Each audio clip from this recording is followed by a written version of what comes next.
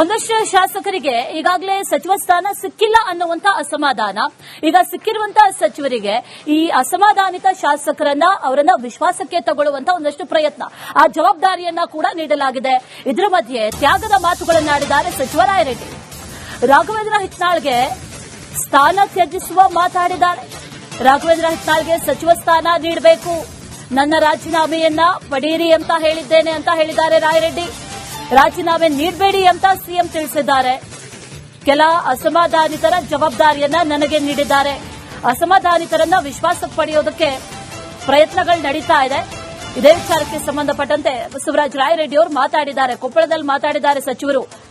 ತ್ಯಾಗದ ಮಾತುಗಳನ್ನ ಆಡ್ತಾ ಇದ್ದಾರೆ. ಈ ಅಸಮಾಧಾನಿತರು ಯಾರಿದ್ದಾರೆ ಅವರನ್ನ ಸಮಾಧಾನ ಪಡಿಸುವಂತ ಒಂದಷ್ಟು ಜವಾಬ್ದಾರಿಗಳನ್ನ ಆಯಾ ಸಚಿವರಿಗೆ ನೀಡಲಾಗಿದೆ. ಆದರೆ ತ್ಯಾಗದ ಮಾತುಗಳನ್ನ ಆಡಿದ್ದಾರೆ ಬಸವರಾಜ ರಾಯರೆಡ್ಡಿ ಅವರು. ಹೀಗಾಗಿ ಪಕ್ಷ ನನ್ನ ಮೇಲೆ ಇದನ್ನ ಇಟ್ಟಿದ್ದಾರೆ, ಮಾಡಿಲ್ಲ ನಾನು ಅಸಮಾಧಾನ ಆಗ್ತಿಲ್ಲ. ಬೇಕಾದ್ರೆ ಇವತ್ತು ಮುಖ್ಯಮಂತ್ರಿಗಳು ನೀನು ಬೇಡಪ್ಪ ಐ ಆಮ್ ರೆಡಿ, ನನಗೆ ಏನು ಸಮಸ್ಯೆ ಇಲ್ಲ. ಅಧಿಕಾರದಿಂದನೇ ಎಲ್ಲ ಆಗುತ್ತಂತ ಬೇಕು. ಅದು ಕೆಲವು ಸಾರಿ ಆಗೋದಿಲ್ಲ. ನಾನು ಎಷ್ಟೋ ಸಾರಿ ಆಗಲಿಲ್ಲ. ಈ ಧರ್ಮಸಿಂಗ್ ಕ್ಯಾಬಿನೆಟ್ ನಾನಾದ್ನ ಮಾಡಲಿಲ್ಲ. ಅಮರೇಗೌಡರು ಆದಂಗೆ ಕಾಣುತ್ತೆ ಅವಾಗ. ಮತ್ತೆ ಅಮರೇಗೌಡರು ನನಗಿಂತ 94 MLA, ನಾನು 85 MLA, 85, 89 ಕೇಳಿ ಅಮರೇಗೌಡರ ಬಗ್ಗೆ ಅಂದ್ರೆ ಕೆಟ್ಟದ್ದು ಮಾತಾಡಿದ್ದಾನೆ.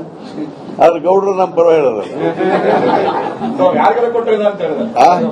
ಅವ್ರ ಪರವಾಗಿ ಹೆಂಗ್ ಹೇಳಕ್ ಬರ್ತದೆ? ನಾವು ಜೆಡಿಎಸ್ ನಾಗಿದ್ವಿ, ಅವ್ರು ಕಾಂಗ್ರೆಸ್. ಅಲ್ಲಿ ಹೇಳ್ತಾಗಿರಪ್ಪ, ಈ ಕಾಂಗ್ರೆಸ್ ಇದ್ದಲ್ಲಿ ಈಗಲೂ ಹೇಳಿಲ್ಲ ನಮ್ಮ ಪರವಾಗಿ.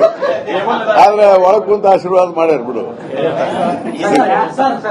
ಅದಕ್ಕೆ one minute let me come. ಹೀಗಾಗಿ ಇವೆಲ್ಲ ವಿಚಾರಗಳನ್ನ ಈಗಾಗಲೇ ಸುರ್ಜೇವಾಲಾ ಅವರು ACC ಜನರಲ್ ಸೆಕ್ರೆಟರಿ ಬಂದಿದ್ದಾರೆ, ಮುಖ್ಯಮಂತ್ರಿಗಳು ಮಾತಾಡ್ತಾ ಇದ್ದಾರೆ.